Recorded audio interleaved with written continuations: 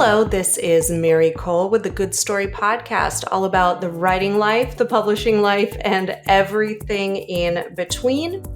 I want to thank our Good Story Company team. You can learn more about us at goodstorycompany.com, and I'm thrilled to bring you today's show. Here's to a good story. Hello and welcome to the Good Story Podcast. My name is Mary Kole, and with me I have Jenn Hanson-dePaula, who is here to talk about book marketing. Dun, dun, dun! Yes, everybody's favorite subject. Jenn, why don't you take it away? Tell us a little bit about yourself. Yeah, I have been in marketing for over 24 years, which kind of boggles my mind. I kind of have to stop and catch my breath on that one. But I got my start in the music industry. I would call myself a recovering publicist. I got people, like coverage on TV and radio and all that. And as grandma as this sounds, this was before social media, like when I really got started. But then I started my own company in about 2005, and that's really when social media was starting to take place and things were starting to move more digital. And so I saw this really great opportunity, and at the time for musicians to tap into that, and started, doing more blogs and online content, and really started to tap into social media. And as things really started to take off for them, we lived in Nashville, Tennessee at the time. And so we had a lot of musician friends. And I also met a lot of authors that lived down there, and they were like, hey, can you do what you're doing for musicians for books? And not knowing if I could, I was like, sure, why not? That's right. Fake it till you make it. Exactly. And so I've always been a huge reader. Like, I love books, and it was just always a dream to work with authors. And it's interesting. There were when I worked at one of the record labels that I worked at, we did some book projects where there was like a book that accompanied like a special project or like a Christmas project or something like that. So I started to see, okay, it is rather similar. But, and so as I started working more and more with authors, I saw the approach was the same, similar, but with the musicians that I was working with, they just kind of innately know, okay, I have to go out and perform. I have to go out and put this into the world. And as I was working with more and more authors, they were so hesitant. And it's just like this, okay, I don't want to put myself out there. I want to be at my desk, not dealing with people, and I don't want to do this. And so I just saw such an opportunity to help authors to really empower them with like what marketing actually is and what it isn't, and how they can have that ownership and they can feel confident in presenting their books and, getting it out there into the world. And so I guess it was 2019 or somewhere around in there, I completely changed the focus of the company to go all in on authors. And so I've been doing it. Okay. I know I've been doing it for 15 years. So whatever 15 years is from today, but 2009. 2009. Yes. Okay. Yes. It was when my son was born. That's what it was. And so, yeah, we just turned the focus, and I've been absolutely loving it ever since. Like, I am just one of those geeky people that loves marketing, and I thrive more on the business side of things with that. So I love helping authors really own their marketing, their connections, and feeling confident in doing that. Well, that's fabulous, because as you mentioned, not a lot of authors feel confident owning their marketing. And I really want to talk about what marketing is and isn't. I think that is fascinating. But I was just reading Book Wars. It was about the digital revolution in publishing. And one of the natural comparison points was actually to the music industry and how digitization ruined the music industry, basically. Yes. That's kind of the top line takeaway, especially when it comes to services like Spotify that pay via a royalty pool by number of streams, and so books are distinct from that in that they haven't really followed that model outside of, Kindle Unlimited would be an analog to it. Mm-hmm. And also just the downward price pressure of buying a song from iTunes for 99 cents, and kind of the value of music and discoverability in music, which is sort of lorded over by these big record companies who are analogous to publishers. So you had a front row seat for kind of all of this. I was there. Yeah. And that was the crazy thing. Like, I got my start in 2000. I worked at the first record label. And before that there were sites like Napster and, like all these free, like they would just. So peer-to-peer sharing and piracy. Exactly. Yeah. And something when, and so when, like the iPod came out in 2001 or 2002, that was such a pivotal time. And it was something that I think, like everyone was just kind of gobsmacked with like, what do we, it happened so quickly. And I specifically remember, and this has kind of been something that I've really hung my hat on for my entire career. I had a conversation with one of the president of the label that I was working at. And we were talking about all of this and all this change. And he said, we, meaning the music industry, should have been the ones to think of Napster. We should have been thinking ahead. We should have been, like more forward thinking and not being so comfortable to think that everything was just going to stay the same. And so that is something that I specifically remember. I know where we were in the building that day because I remember the air was kind of sucked out of my lungs because it was like, this is a profound moment. Yeah. I specifically remember that. And I'm always trying to think ahead. What is it that is going to help us to not be constantly chasing the next thing rather than let's try to be ahead of it or, like even in line with it. So it isn't such a massive, like smack across the face when it happens. And I actually, when I moved over when I left the record label, I had written a blog post about lessons that the publishing industry should learn from musicians and through this whole thing, because you can see, okay, this isn't just limited to music. This is going to be TV. This is going to be film. This is going to be books, all of that. And so there was so much that I think the publishing industry could have learned in response. And, just even now, I think that there's so much that like that publishers or, even, authors should be aware of and be forward thinking of and not be it in fear, but thinking, okay, this change is going to happen. How can I go with it? Or how can I, like make some changes so I'm not desperately like trying to, scramble around. Yeah, absolutely. So book wars, and we'll get onto book publishing in a second, but I literally just finished this like 2 days ago. So my head is full of it.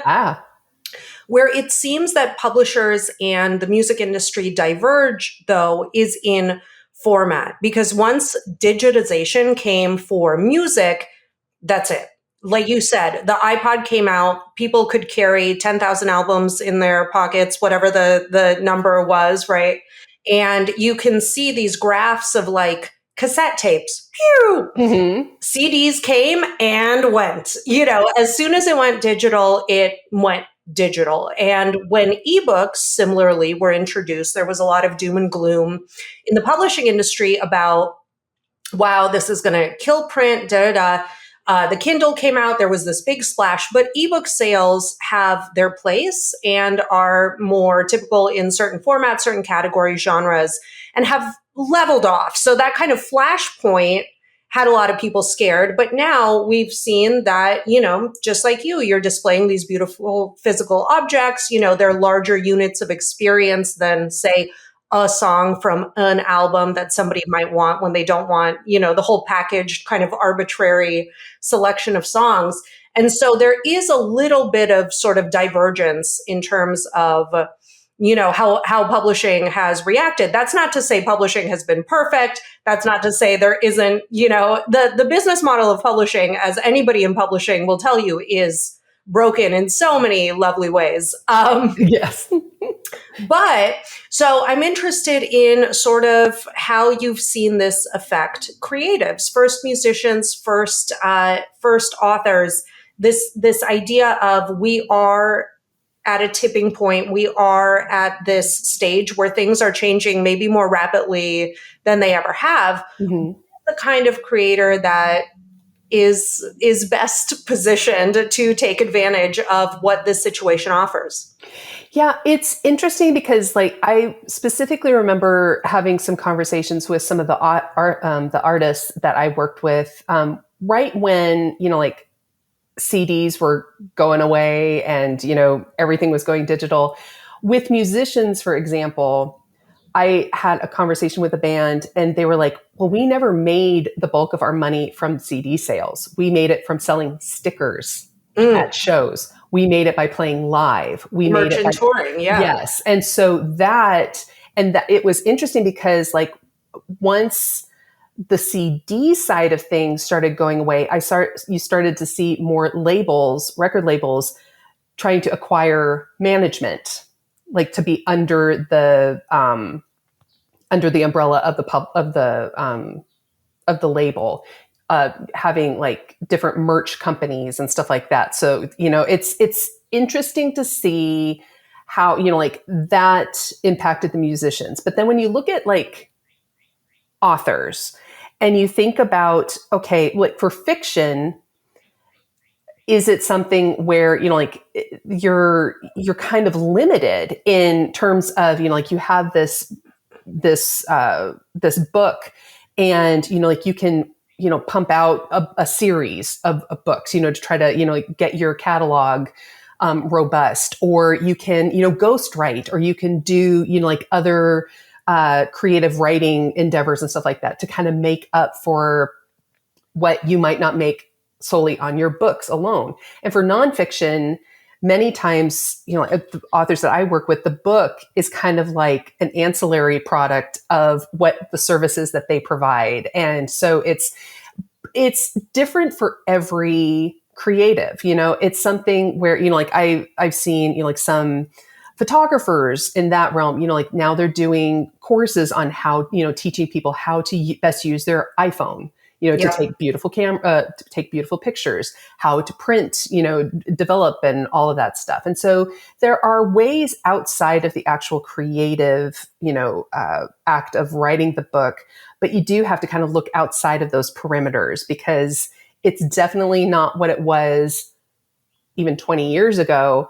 But there are some very unique opportunities that continue to pop up. And it's kind of like, you don't want to go into it with just saying, I'm only going to do this. I'm only going to write my books. And it's like, okay, then, are you going to have an outside job, or are you going to be, contributing to someone else's, are you teaching, or, it's thinking of different things outside of that box that can really help you not only broaden your reach, but to, bring in more income and, just be a little bit, just a little more open to different opportunities that might come your way. So we've kind of gone right for the more advanced consideration of, it is not very viable, unfortunately, in today's publishing marketplace to only have, be standing on this monopod of my book and everything I do is in service of my book.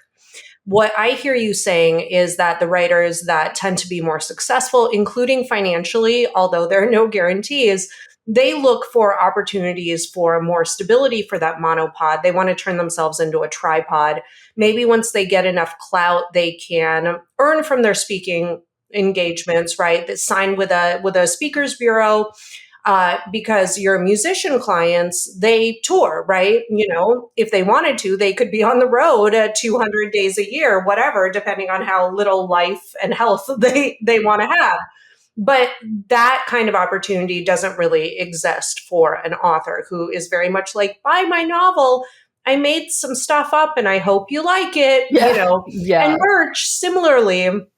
There are rabid fandoms in publishing and with book series, but you don't really, you don't see people rocking the Akotar shirt as much, Yeah. Well, and it's something, it's different when you are just starting out, like when you are releasing your first book versus when you have 20 books under your belt, because books, especially with fiction, it is a marathon. It isn't a sprint. And when I talk with authors who don't, like sell millions of copies of their first book, they think that they're a failure. It's like, no, you're not. That first book is such a learning experience. And it's like watching a toddler try to walk for the first time. It's just they stand up and they're confident and they know that they need to project forward, but it's figuring out, the legs, and you fall and you get up and you just kind of move your way around. And it's really like that with that first book. You're trying to figure out, what is my voice? How do I want to connect with people? What is my book about? Because that is a whole other, skill set that you have to learn, is how to present your book in a very short time frame in regards to attention span. And so that is something where, when I always tell authors, like, if you feel like you cannot imagine your life without writing, if you can't imagine doing anything else, you do it. But you also have, like at the beginning, it might mean you still have to work your day job, or you might have to, take on some writing projects or do something, but that does not mean that it's forever. It's really this learning time of really starting to figure out your voice and how you want to present and connect with your readers. Which is hugely demoralizing for people who think that all of their problems are going to get solved as soon as they get that publishing deal, Yes. and it's like, and you're like, no, that's the beginning, not the end. It might be the end of one journey where you are sort of buffered from these external forces of the marketplace and readership and reviews and having to market it and blah, blah, blah, but it is the beginning of a much longer journey, especially for those people who intend to be in the game for the long term. So let's return to, what is marketing and what is not marketing? What is marketing not? Because I love that curiosity hook that you gave us. Oh, yes. So marketing, and this is something that has evolved over the years, because with social media, with everything that we have online, it has really changed a lot, even just within 20 years. It's very, very, it's a different mindset and different approach, because you really have to think about, where do people discover, discuss, and purchase books? And so that has changed even 20 years since, from 20 years ago. So what marketing is it is really connecting with the people that you feel that want to hear or read your stories. I call this your ideal reader. And this is someone that you can, you can speak to within your marketing, where you're not talking to everyone. There's this saying, like, if you try to talk to everyone, you're talking to no one. And so when you have this ideal reader, it helps you to become very crystal clear in what your book is about. When you're focused on just talking to one person rather than 10,000, it makes it much easier. It's less overwhelming. It's less daunting. And, you don't have stage fright talking to just one person. But marketing is really about relationships. It's about connection. And it's about telling people why your book is the book that they've been looking for their entire life. And it's not about pushing a sale. Sales come later. Marketing is about connection and awareness. And the mistake that many people think is that marketing and sales go hand in hand, and they do work together. But people have to know who you are before they can buy, or before they want to buy, I should say. So when we kind of separate the two to say, okay, yes, they are connected and they work together, but they're two different acts, that is something that kind of, when I tell authors that, and we're like having a one-on-one, you can physically see, like their shoulders kind of relax and like, okay, I can do that, And so and when you have a good, like when you're focusing on making connection and building awareness for your book, that makes selling so much easier, because when people are already aware of your book and when they are aware of you and everything that you have to offer, that makes it so much easier to actually sell. And so it's something where, like realizing that everyone, just because you might be ready to sell your book, doesn't mean that everyone's always ready to buy. And that doesn't mean that you lost the sale. It just means that they need to get to know you a little bit more and to spend that time with you. And so that's what I love about social media, is that you can nurture these connections and you can build that awareness for free on, like a social media outlet. And you can be consistently showing up, sharing that message, which is going to warm up the audience more quickly than it would, like if you just had one feature in a magazine or just one appearance on a TV show or something like that, where, like you can really nurture these connections. So what marketing is, it's just building relationships and making that awareness and connection. It is not constantly trying to push and promote and sell your book. Yes, it is kind of weaved into that, but that's not the main focus. The sales come later. It's more about the connection. So I have about 10 million directions to go from here. To me, it sounds like you are. So our listeners may not all be familiar with this kind of cold, warm, hot audience or the marketing funnel, whatever you want to call it.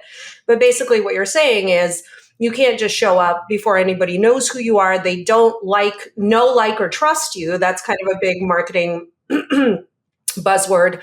And just say, my book is great. Trust me, buy it, give me $20, or, give the retailer $20 and give me $1 in 6 months, maybe, Exactly. unless there are returns. Yes. So that's kind of the funnel way of looking at marketing. You're really trying to generate that trust, that warm goodwill in your audience. Speak quickly, if you can, to the death of, print media, reviews, and all of this. So you're saying, don't count on one article in a magazine, one TV appearance, pardon me, even though those are great feathers in your hat and they lend credibility. It doesn't seem like those, because they do target such a wide audience, meaningfully translate into sales, which might surprise some people. Yeah, it's something that social media turned on its head, 15, 20 years ago. When I was when I was a publicist and we didn't have social media, that really was, 25 years ago, that was the only option that we had to get people visibility. And so now, when we, when we can connect with readers way before the book even releases, we aren't caged into just these 3 to 4 months before, around the book release to promote it. Back 20 years ago, we only had a finite amount of time to promote a book, an album, whatever it was that we're trying to do. And now we have infinite space and infinite amount of time that we can talk about a book. And so when we talk about, just back then only having a magazine, or TV appearances, or, having a radio interview where someone only listened to it once, we didn't have this automatic replay or, having it go digital. That really, we had to rely on that. And this again goes back to another story of, like, at the record label, I specifically remember sitting in a meeting where the director of marketing was like, I wish we could just go right to the fans. Why do we have to go through, this editor, or why do we have to try to convince all these, gatekeepers to cover our, this artist because they're amazing.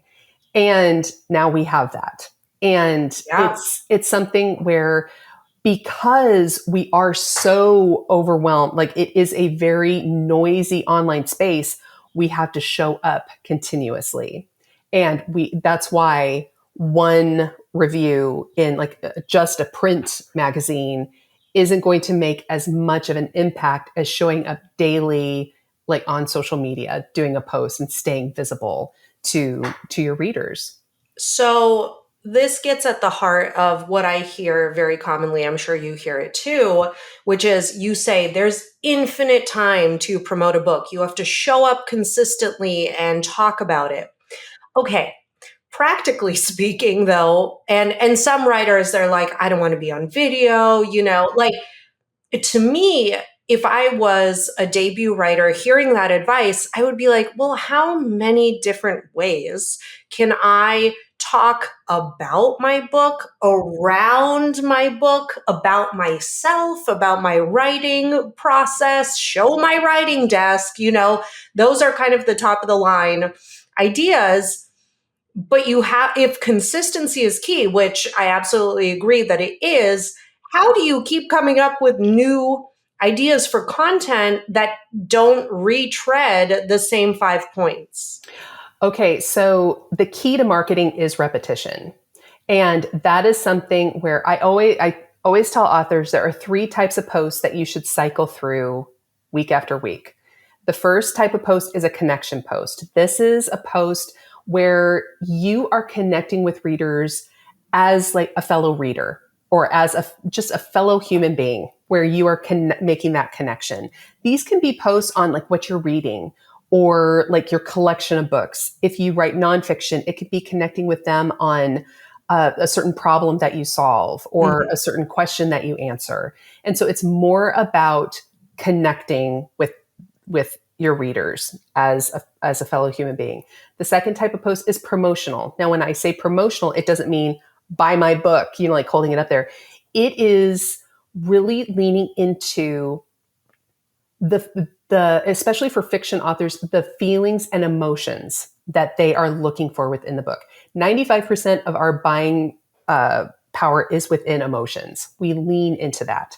We really need to show readers why our book is worth their time. Because laying down $15 for a book, people will do that, but it'll just live on their shelf forever. But knowing, okay, why is this book worth my time? Why do I want to drop the what I'm reading and instantly pick up your book? So the promotional aspect of it is really giving it that hook. What is it that is going to resonate with your ideal readers? What emotions are they looking for? What problems are they looking to have solved? And if you have this hook and it's just really a few words where it leans into the emotions or those keywords that people are looking for, and even giving some sort of touchstone. So a touchstone is really thinking about what are some movies or TV shows or other books or current events that my book leans on. So my book is a whimsical and romantic comedy, friends meets You Got Mail, set in 1987 New York City. When you have just those few phrases, those few keywords, it's like someone will look at that and go, that is for me. Because they know I love Friends, I love You Got Mail, and I want a romantic comedy. Done. So it doesn't need to be this deep dive into, all the nuances of your book. Yes. It's really leaning into that. And you can use that many different ways. You can say, if you love fun, whimsical friends meets You Got Mail, romantic comedies, you'll love my book, XYZ, with the title. You can reconfigure those words over and over again, but that repetition is what is going to really get into their brains and sink in. And so that is like a promotion, and also a promotional. I'm big on newsletters. So you can like promote your free incentive That's promotional. That's getting them on your list. So that's another type of promotional post. Then the third is a nurturing post. That is really building community. And that is, like I like to use Instagram stories for those nurturing. That's seeing behind the scenes. You can share, I share pictures of my dog, or, if I share a picture of my son, that's where I share it, and that kind of thing, where you can show behind the scenes, or, kind of nurture that there. But those three different types of posts, they give you the parameters that you need to kind of keep it tucked in a little bit, but it gives you also that repetition that's so important.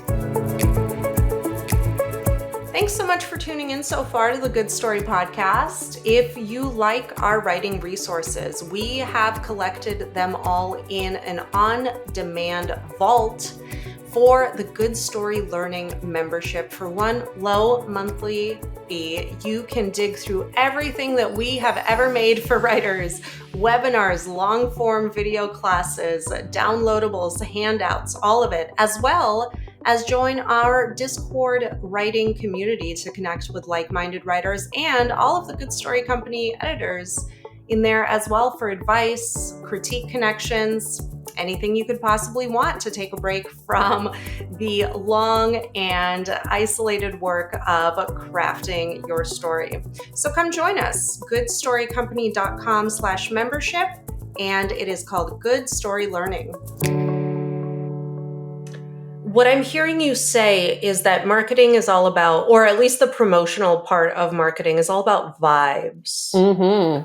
Vibes, aesthetic. You can just say dark academia. You can, for our romance writers, you can be like, oh no, there's only one bed trope, and just let it run, because that speaks for a segment of the audience and what they might be looking for. Exactly. And that you can just use a few words that really nail what it is that your book is about, and keeping it sounds awful, but you want to dumb it down and repeat.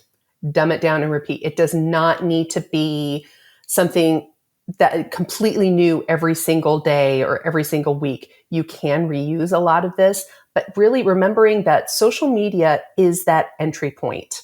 It's really introducing people to who you are, what you write about. And that, I always tell authors that social media is kind of like window shoppers. They're kind of like just on the outside and looking in. But when you have a newsletter and a newsletter subscriber, they're in the store and they're ready to buy. They want to know more. So remembering that social media is just that first entry point. And if you even think about it, if you don't want to do social media, being like doing a podcast tour, going on different podcasts, you could do a blog tour. You could do. Are blogs dead? Yes or no? No, I think that they're still alive. Okay. Yes. Yep. They're still going. Absolutely. And because when you think about it, like readers, I've had so many people that say, for an author to write a blog, it's like, that's a fantastic way to let people know your writing style, because readers love to read, and blogs really still are very, very popular. So newsletters are great and kind of a more advanced tactic, though you should start your newsletter ASAP just to start collecting, because it's eyeballs that you own. Yes, absolutely. What about Substack? Okay.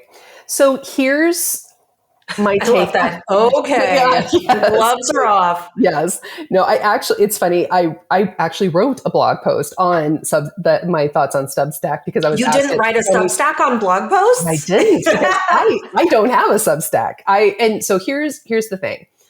With Substack, I would never tell an author, don't do Substack. I would never say, you need to do this over that. You need to find what it works best for you, what you're most comfortable with, and what you see the most results from.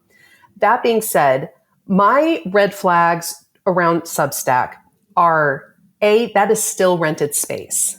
That is not a place that you own. It could go away. With a newsletter, it is more,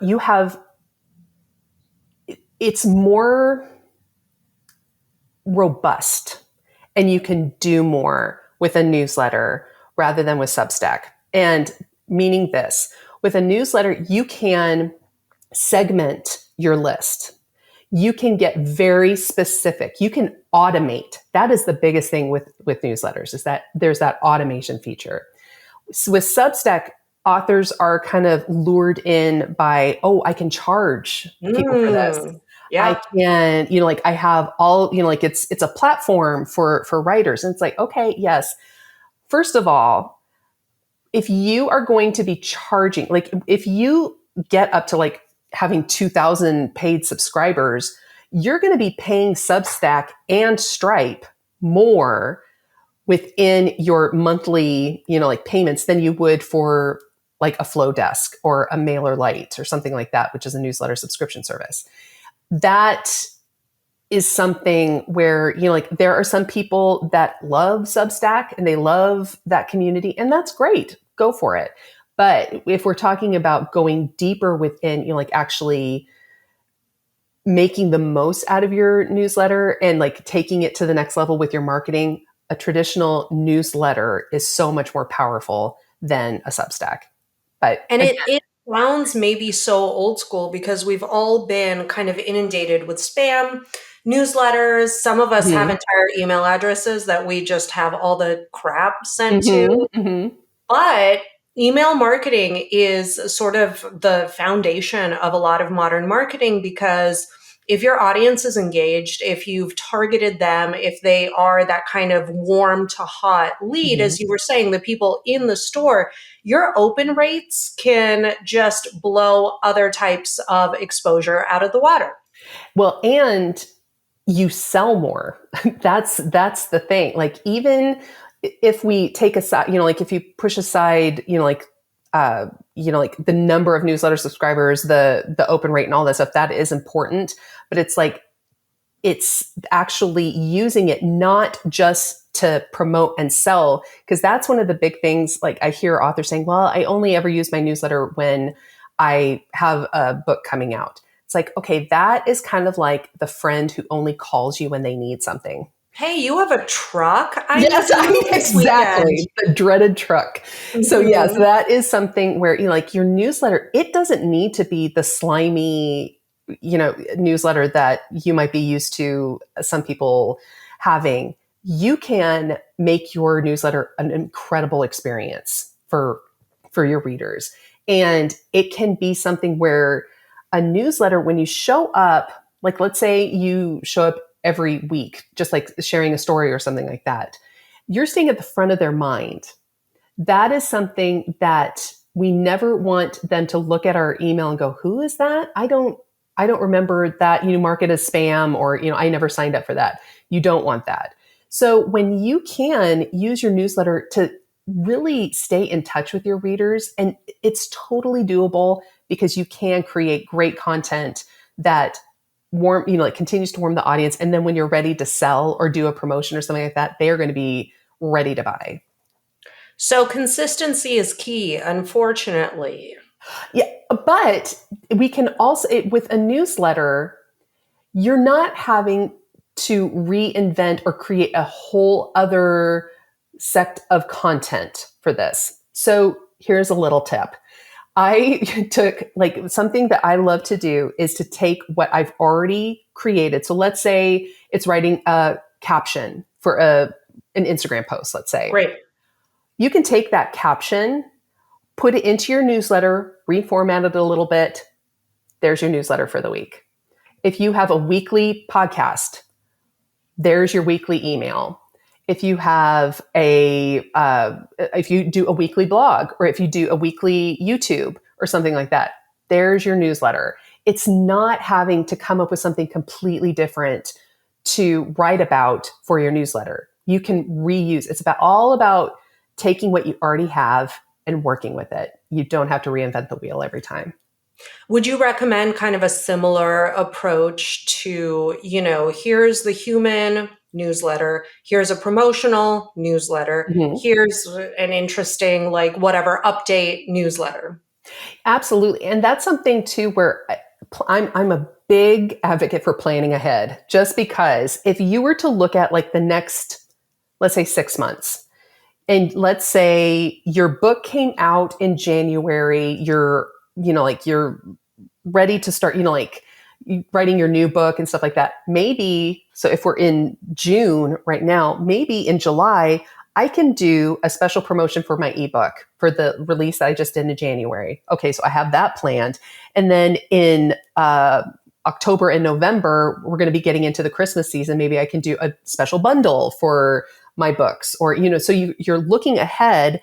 And then once you have those promotions planned out, you can fill in the rest with like, okay, here I can share maybe, I can talk about my new book that I'm working on and kind of let them in on, some of the behind the scenes with that. Maybe I can share a short story that I wrote, like 2 years ago that I just want, it's fun. So I'll share that with them. And you can fill in the gaps with other things to kind of make up a kind of like a strategy where it's a give, and then you ask them for a sale. And it's that give, ask approach where you're not just constantly asking and you're not just constantly giving, but it's like a good balance between promotion and that connection. Engagement. Yeah, exactly. So book launches. You were saying, hey, we don't just market around the book launch anymore. We can, it's not that kind of like make or break 6 weeks. And then, you get home, you take your jeans off and you can relax from all this like dirty marketing work, right? Mm-hmm. And I don't think marketing is dirty. I'm just saying like that is kind of the gripe. It feels slimy to a lot of people. It feels self-promotional. Talk to me about, first of all, debut disappointment Mm-hmm. and kind of that feeling, and what writers can do instead to kind of proactively keep putting themselves out there when that hot period comes and goes. Yes. All right. So there are 3 phases to book marketing. And this is really important to kind of have in your head, just so you know where you're at within the process. So the first phase is the attraction phase. And that is like really when you start writing your book up until about 3 to 4 months, give or take a little bit, before your book releases. And so the attraction phase is when you're building those connections where this is the fun time, because you're just talking about books that you love, and you're just really making these great connections. You might share, hey, I'm working on a book, and I'm really excited, and you just start building those. This is when hopes are high. Exactly. Before they're dashed. That's why it's fun. But it is about you're making book friends, and book friends are the best. Like, it is just so much fun. And so then the second phase is the promotional phase. Now, this is about 3 to 4 months before the release date until about 2 weeks after the release date. And this is when you can really start sharing that hook. This is when you can really start talking more about this, like what it is about your book that is going to, just make them so excited that they can't wait to, lay down their credit card to buy it. And you can maybe start doing the pre-orders. You can do, like all of the promotional things to get, that excitement going. Then it releases, and then you have the follow-up phase. And the follow-up phase is about 2 weeks after the release and into infinity. And this is your book has and this is what I love about books, is that they can live forever. You can talk about them for as long as you live, and they will still be relevant to new people that discover you. And so back, again, 20 years ago, we only had really those 3 to 4 months to really promote that book. And so when let's do with the second question first, what can authors do to, prevent that? When you focus on the attraction phase and really developing those connections, it's going to make the promotional phase that much more seamless, because again, you want to make sure that eyeballs are on you so that when you do have your book ready, they are primed and, much more open to buy. So taking that time, you do not need to have a complete book, written, or, you can even just be in the beginning phases. It's really about starting to build those, build that awareness and build those connections. And there are so many authors that are doing a really fantastic job at that, in, building that audience before their book is launched. So let's say you launched your book and it was a big wah, wah, wah, like it just did not go like you had planned. All hope is not lost. You have a long, your book has a long life ahead of it. So how can you kind of revive this? This is where you start, again, talking about the book. You start cycling through those 3 different types of posts. You start making connection posts. You start talking about your book and promoting it. And then you start building that community. It is something that takes some time, but it's really about just picking things up and just starting to talk about it again. And thinking about, okay, what is my readers' experience as they're going through? They see my post, they resonate with it, they click the link in my bio. What is their experience on Amazon? Like maybe it might be retootling your description. Maybe it might be retootling your sales page on your website. And this is something where we have that freedom and the ability to change things. Like if the description wasn't that strong, you can change it. You are not getting as strong of a response from your sales page. You can go in and tweak that. And so it's something where, you want to learn and think, okay, maybe I might need to make a few adjustments, but that's totally doable. It's something where you can't, it's just heartbreaking when I hear authors say, like, their book was released during the pandemic and they, had to drop all of their, their tours or, going and doing visits or speaking engagements, and they feel like their book is dead. It's like, no, you can always talk about that book. And it doesn't matter if it was released 5 years ago, 10 years ago, whatever it is, you can always start talking about it and bring it back to life. So tell me, does an author have to engage a marketing or PR professional, especially given just the mountains of money involved in a publishing deal, usually, right? That we have lying around for this sort of thing. Yeah. Because it sounds like you mostly, or correct me if I'm wrong, please, but you do a lot of coaching of writers for managing their own stuff. So it does seem within reach for somebody who isn't hiring a publicist. How does somebody approach it? Absolutely. So the way that I personally present everything, there's a lot of information out there, for authors. And it's something where there's a lot of really great information and there's a lot of very misleading information. So this is where I really encourage authors to find a trusted community. And, if that's Facebook groups, if that's like, we have a membership on it's called the Author Circle. That's half the reason why I created it, because I was like, I want a trusted, safe space. Or, if it's just meeting up with certain author friends where you can say, hey, have you worked with this company? Or did you try this? Did it work for you? And getting that feedback is really important. So that is something that I encourage authors to start off with.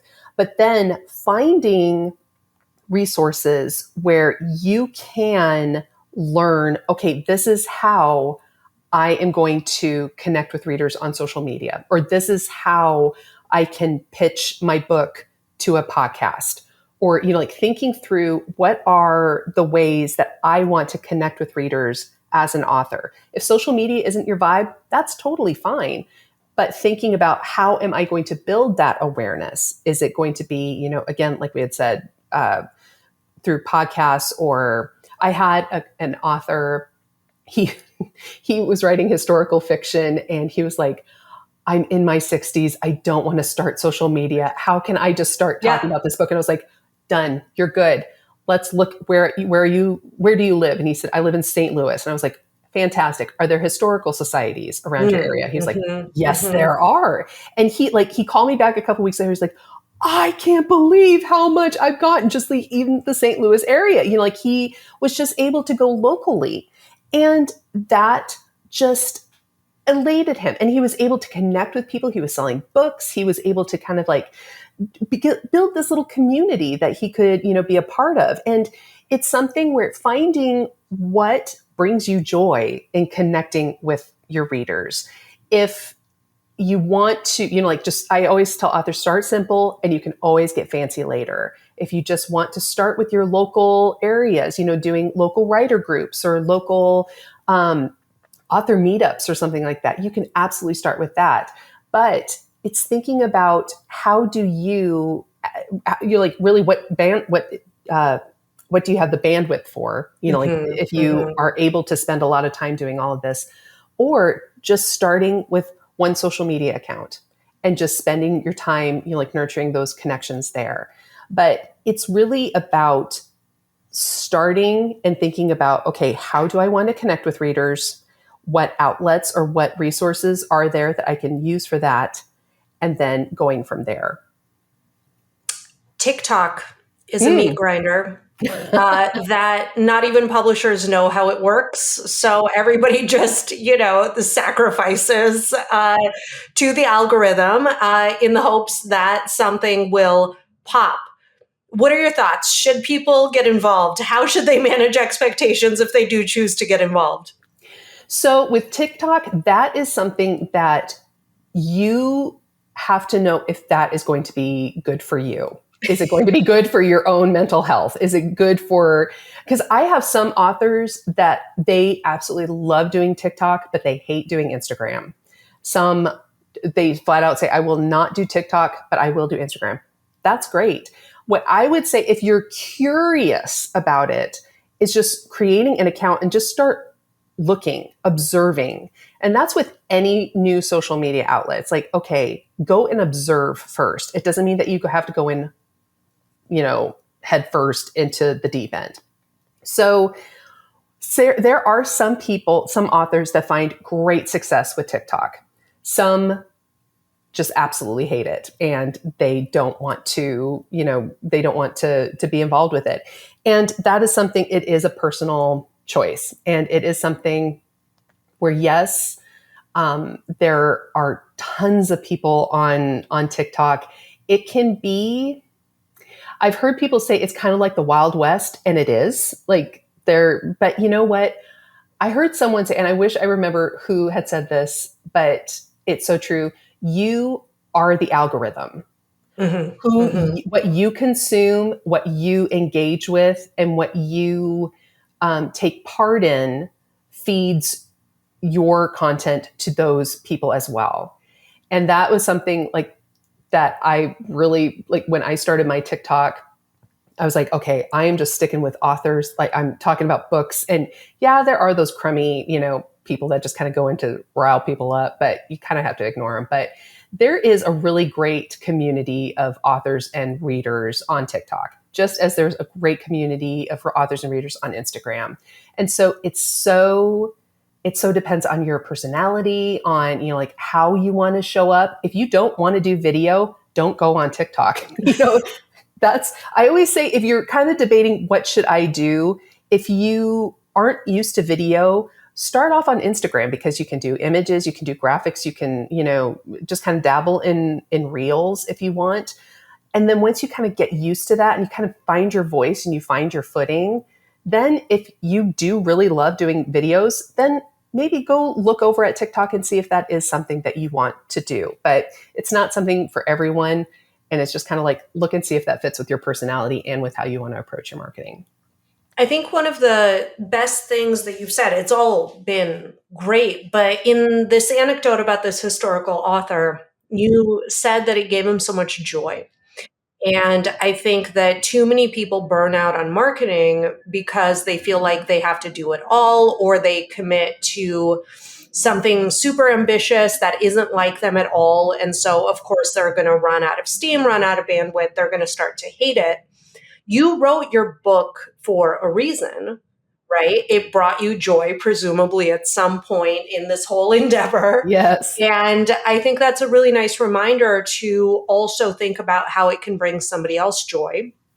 Ideally, that's your hope, unless you are a Machiavellian type of person. Yes. And how do you connect your joy to their joy and make it an overwhelmingly sort of positive, not, too overwhelmingly positive, but just make it a positive place where they're your book friends and you happen to have a book.